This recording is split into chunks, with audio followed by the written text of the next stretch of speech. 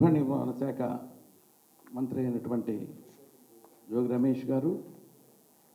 మరి నా మిత్రుడు సోదరుడైనటువంటి తిరుపతి ఎంపీ గారు, అదేవిధంగా ఇక్కడ ఉన్నటువంటి ఎమ్మెల్సీలు, ఇతర నాయకులందరికీ, వైఎస్ఆర్సీపీ పార్టీ కుటుంబ సభ్యులందరికీ కూడా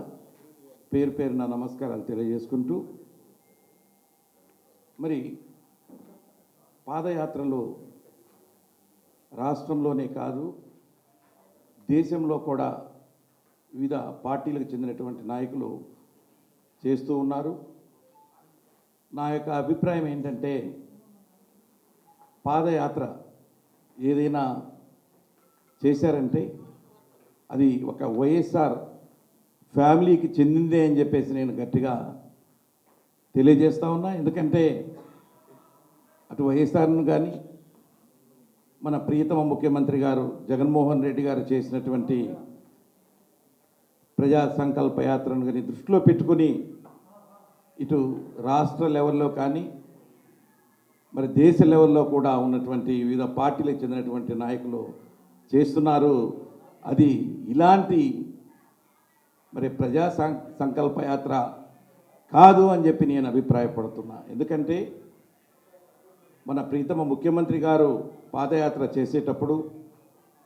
ప్రతి ఒక్కరిని కలిసి వాళ్ళకున్నటువంటి బాధలు తెలుసుకొని ఏ విధంగా వాటిని సాల్వ్ చేయాలి అనేటువంటి విషయానికి వచ్చి, మరి ఎన్నికలు అయిన తర్వాత గెలుపొందిన తర్వాత వాటినన్నింటినీ నవరత్నాల్లో తీసుకొచ్చి,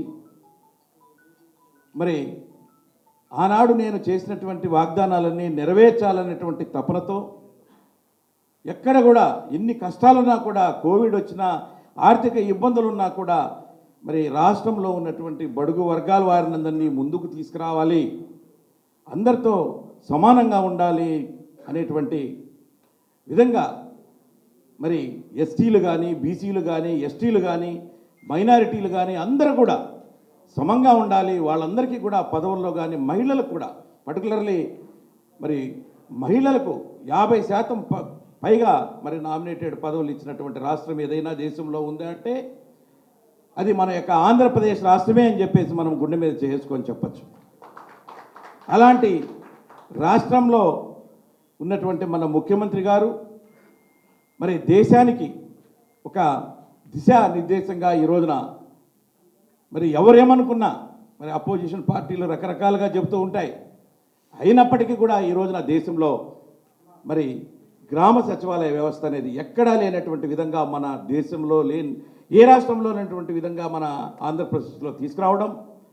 రైతు భరోసా కేంద్రాలను పెట్టి రైతులందరికీ కూడా మరి వాళ్ళకు కావలసినటువంటి సౌకర్యాలు కల్పించట్లో మరి మన రాష్ట్రంలో మన ముఖ్యమంత్రి గారు అగ్రగామిగా ఉన్నారు. ఇతర రాష్ట్రాలన్నీ కూడా మన రాష్ట్రాన్ని చూసి రైతు భరోసా కేంద్రాలు అయితేనేంటి, గ్రామ సచివాలయ వ్యవస్థలు అయితేనేంటి,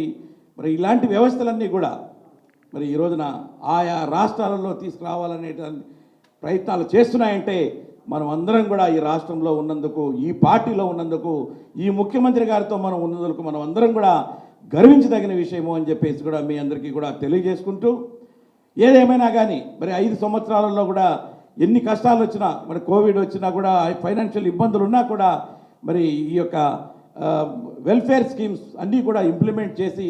మరి అట్టడుగునటువంటి వాళ్ళందరినీ కూడా ఒక స్థాయికి తీసుకురావాలనేటువంటి నెపంతో మరి ముఖ్యమంత్రి గారు చేసినటువంటి ఆ ప్రయత్నం అయితే చాలా గ్రేట్ అని చెప్పేసి కూడా నేను ఈ సందర్భంగా తెలియజేస్తూ, మరి ఇలాంటి ముఖ్యమంత్రి గారు దేశంలో ఎక్కడా లేనటువంటి విధంగా ఈ రోజున ఈ స్కీమ్స్ అన్నీ కూడా ఇంప్లిమెంట్ చేస్తున్నారు. అలాంటి ముఖ్యమంత్రి గారిని మనం ఖచ్చితంగా మళ్ళా రాబోయే ఎన్నికల్లో అత్యధిక మెజారిటీతో మనం గెలిపించుకోవాల్సినటువంటి బాధ్యత